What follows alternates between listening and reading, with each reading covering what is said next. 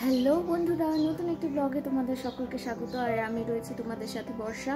এখন বাজে দুপুর 1:30। তো আমরা একটু মার্কেটে গিয়েছিলাম। মার্কেট থেকে আসার পর আমার আর মার খুব কিছু একটা খেতে ইচ্ছে করছে।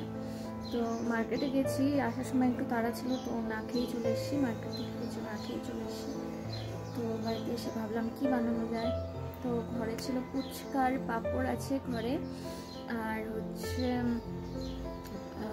পেঁয়াজ, যা যা সবজি থাকার সেগুলো আছে। তো মাথায় আইডিয়া আসলো চলো একটু ট্রাই করা যাক ফুচকার পাঁপড় দিয়ে চাট।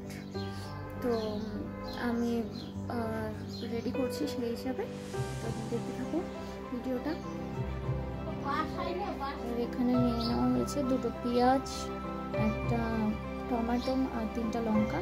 তো আমি এখানে নিয়ে নিয়েছি আলুটাকে সিদ্ধ করে কেটে নিয়েছি, আর এখানে পেঁয়াজ কুচি করে নিয়েছি, টমেটো ছিল টমেটো নিয়েছি, আর এখানে লঙ্কা কুচি করে নিয়েছি।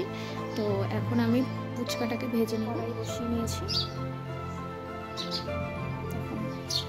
ফুচকার পাঁপড়ও রেডি। তো চলো, তো তেল দিয়ে দিলাম।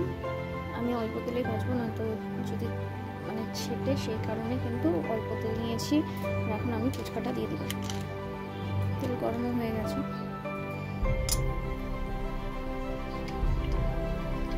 সেরকম গরম হয়নি।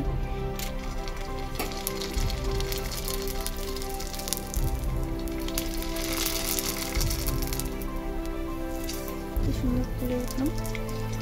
এরকম করে আমি ফুচকাটাকে ভেজে নেব। তো আমার ফুচকা ভাজা কমপ্লিট, প্রায় বেশ অনেক কয়েকটা ভাজলাম। আর এখান থেকে কিছুটা উঠিয়ে রাখবো, কারণ বোন নেই, বোনের জন্য উঠিয়ে রাখবো। বাকিটা আমরা নিয়ে নেবো। দেখতে হবে কী করে আমরা বানাই। মাকে ডেকে নিয়ে আসলাম, এবার মা হচ্ছে বাকিটা করবে।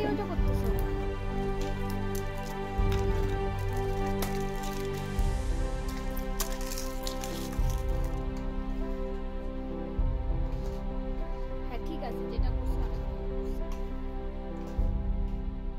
লবণ আছে।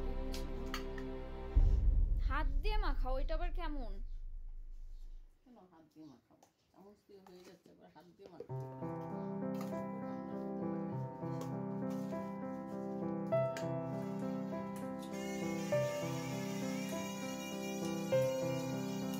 খাও।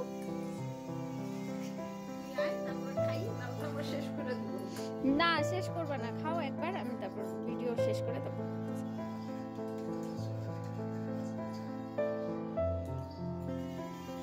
তো ভালোই হয়েছে, চলো এবার আমিও খাই। রামায়ণ দেখতে দেখতে